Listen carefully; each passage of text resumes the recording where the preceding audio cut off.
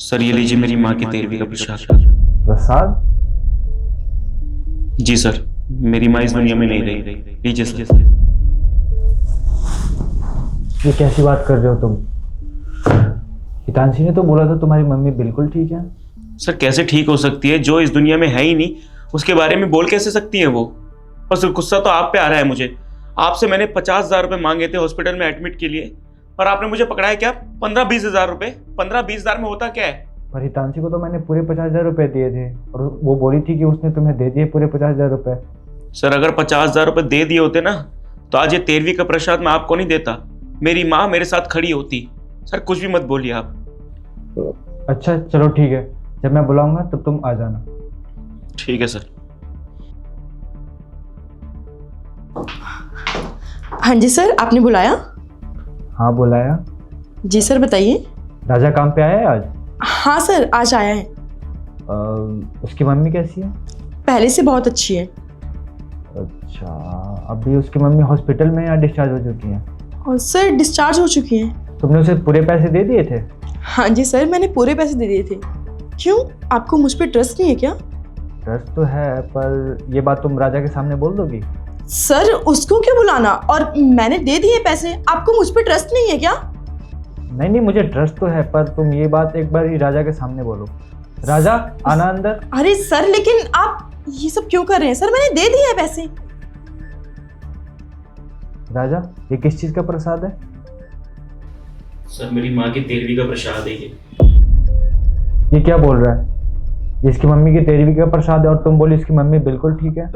नहीं सर, ये झूठ बोल रहा है। इसकी मम्मी बिल्कुल ठीक है, इसने खुद मुझसे बोला था। हितांशी, कोई अपनी माँ के लिए इतना बड़ा झूठ नहीं बोलेगा। झूठ ये नहीं तुम बोल रही हो। नहीं सर, मैं बिल्कुल सच बोल रही हूँ, ये झूठ बोल रहा है।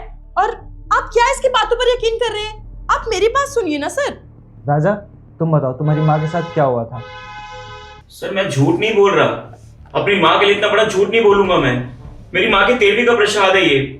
मैं तभी तो यहाँ पर ऑफिस में नहीं आ रहा था, और सबसे बड़ा गुस्सा तो आप पे आ रहा है। आपने मुझे पूरे पैसे नहीं पकड़ाए थे। अगर पूरे पैसे पकड़ाते ना मेरी माँ मेरे साथ आज खड़ी होती। ये 13वीं का प्रसाद देने नहीं आता मैं।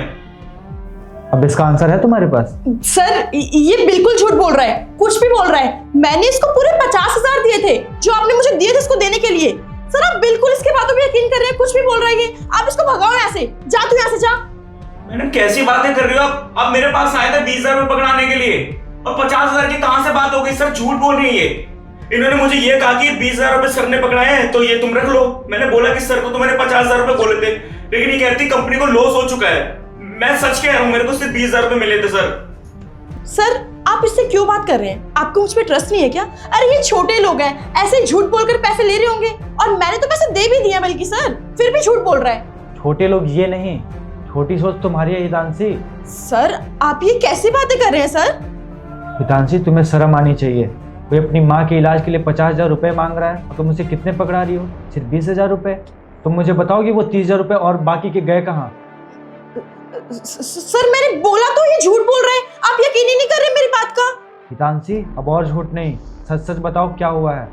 वो सर एक्चुअली ना मेरे घर में थोड़ी प्रॉब्लम थी, तो मैंने सोचा आपको क्या पता मैंने इसको कितने पैसे दिए कितने नहीं दिए, इसलिए 30,000 मैंने रख लिए और इसको बस 20,000 दिए। और सर मुझे लगा कि किसी अच्छे सरकारी हॉस्पिटल में चले जाएंगे, लेकिन सर मुझे क्या पता था कि इसकी माँ मर जाएगी और ये ऐसे यहाँ पे आ जाएगा। हितांशी अपने शब्दों को लगाम दो। तुम किसी के बारे में इतना गंदा सोच सकते हो, मैंने कभी सपने में भी नहीं सोचा था। Sir I am really sorry sir, मुझसे गलती हो गई। मुझे नहीं पता था कि मेरी वजह से इसकी माँ इस दुनिया में नहीं रहेगी, वरना मैं ऐसा बिल्कुल कभी कुछ नहीं करती। Sir I am really sorry, मुझसे बहुत बड़ी गलती हो गई। राजा प्लीज़ मुझे माफ़ कर दो। गलती? चलो ठीक है, तुम इसकी माँ को इसको वापस कर दो। कर सकती हो तुम? सर ये आप कैसी बातें कर रहे हैं? उसकी माँ मैं कैसे वापस कर सकती हूँ? मुझे मानती हूँ मैं, मुझे बहुत पछतावा है अपनी गलती का, लेकिन सर ये तो पॉसिबल नहीं है ना सर। पछतावा? पछतावा अब तुम्हारे इस जॉब का होना चाहिए, क्योंकि मैं तुम्हें यहाँ से निकाल रहा हूँ। नहीं सर, नहीं प्लीज़ ऐसे मत कीजिए सर, प्लीज़ मैं आपके आगे हाथ जोड़ती हूँ। मुझसे गलती हो गई, लेकिन ऐसी गलती मैं दोबारा कभी नहीं करूँगी सर। मैं बहुत लॉयल हूँ उस कंपनी के लिए सर, प्लीज़ ये मेरी आखिरी गलती समझ के मुझे माफ़ कर दीजिए। लॉयल्टी? लॉयल्टी तो मैंने तुम्हारी देख ली। मैंने तुम पे विश्वास करके ना सबसे बड़ी गलती की है, और ऐसी गलती मैं दोबारा नहीं करना चाहता, इसलिए मैं तुम्हें इस कंपनी से निकाल रहा हूँ।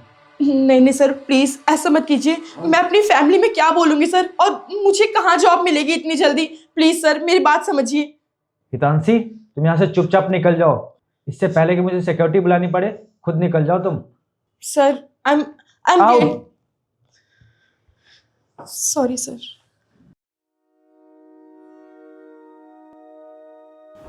देखो राजा, मुझे बिल्कुल भी आइडिया नहीं था कि तुम्हारे साथ इतना सब कुछ हो गया है। मैंने तुम्हारी माँ के इलाज के लिए ना उसे पूरे 50,000 रुपये दिए थे, और बीच में वो क्या की मुझे बिल्कुल भी पता नहीं है। तुम्हारे साथ जो कुछ भी हुआ, मैं उसके लिए हाथ जोड़ के तुमसे माफ़ी मांगना चाहता हूँ। नहीं सर, आपको हाथ जोड़ने की ज़रूरत नहीं है। मुझे अब पता चला कि बीच में पैसे कौन खा रहा था। मैं तो बस ये सोच रहा था कि आपने पैसे नहीं दिए। आपने अपनी तरफ से पूरे पैसे दिए हैं मेरी मदद के लिए, लेकिन उन्होंने खा लिया। अगर वो पैसे दे देती ना तो मेरी माँ जिंदा होती। ये लोग ना ऐसे ही होते हैं, पैसों के लालची, कुछ भी कर जाते थोड़े पैसों के लिए। लेकिन आप माफ़ी मत मांगिए। अब जो हो गया मैं बदल तो नहीं सकता, लेकिन आप ठीक हो सर।